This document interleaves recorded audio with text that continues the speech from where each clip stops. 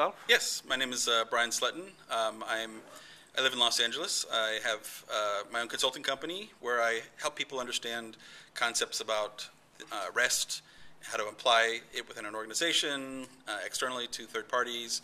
I deal a lot with the Semantic Web and how those two things are connected. I largely joke that REST is sort of a gateway drug to the Semantic Web.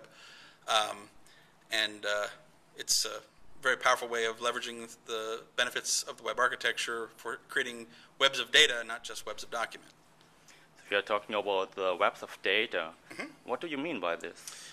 So the idea is that the information that we have, that we keep in containers, like relational databases and behind REST services or encoded within documents and spreadsheets and things like that, we really want to connect it all together. And for that, we need a data model that's not tied to a particular scheme, like a relational database scheme. If I want to say the information in this database is connected to the information in this spreadsheet, I need a model that sort of facilitates that. And so the W3C has a series of technologies that build upon the web called the Semantic Web. And this is a series of technologies that allow us to say, here's what I mean, here's how I connect this, here's what you mean, they're the same thing, or they're not the same thing. So it's a way of identifying entities and resources in a global context in a discoverable way that allows us to connect these data sets up. What are the particular benefits for a company to bringing that data to the web? Sure. So there's both public versions of the web. So here's our information that we want to share with the public. One of the ones that everybody talks about all the time is the company Best Buy published their catalog information, published products and services and store hours and locations and contact information.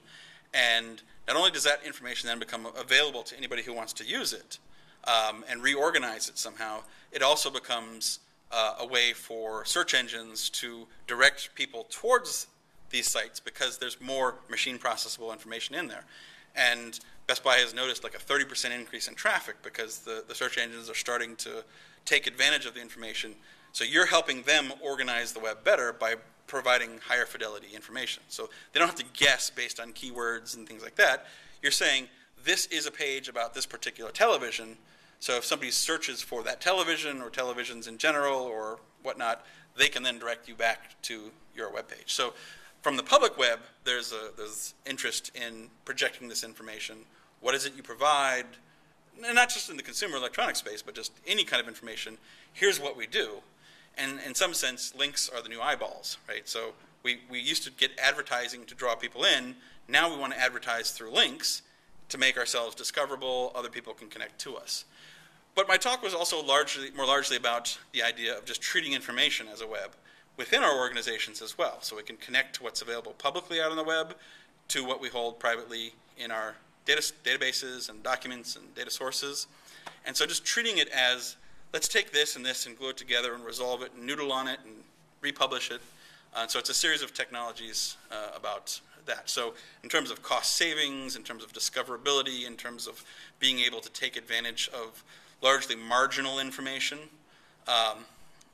we have this idea that we have to build these common models, and anything that's not in the common model we drop on the floor. But the stuff that we drop on the floor is often very interesting that we can take advantage of for business opportunities and things like that. So it's just a way of saying, look, we don't understand everything about our domain.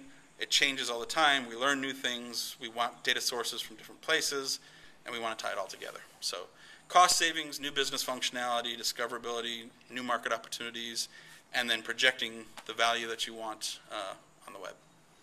What are the technologies you use in your talk? So I talked about REST, the architectural style for treating information resources as addressable, resolvable components. I talked about RDF, the resource description framework, the W3C standard for connecting resources up. I talked about SCOS, which is an organizing scheme that's built on top of RDF for talking about taxonomies and things like that. I talked about OWL as an ontology language.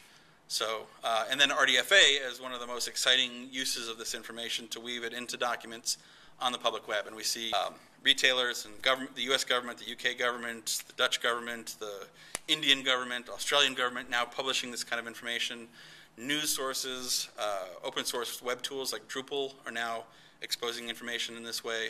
So it's just, and then in Facebook, in the Open Graph Protocol, is also starting to tie information about movies and books and politicians and bands together. So there's all of this information that's out there, and it's starting to be connected up in ways that people can say, I like this, I'm interested in this is about this, here's more information.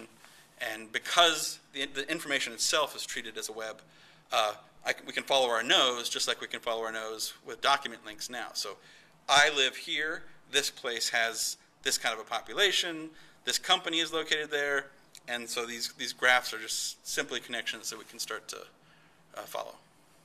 Okay, thank you very much. Thank you.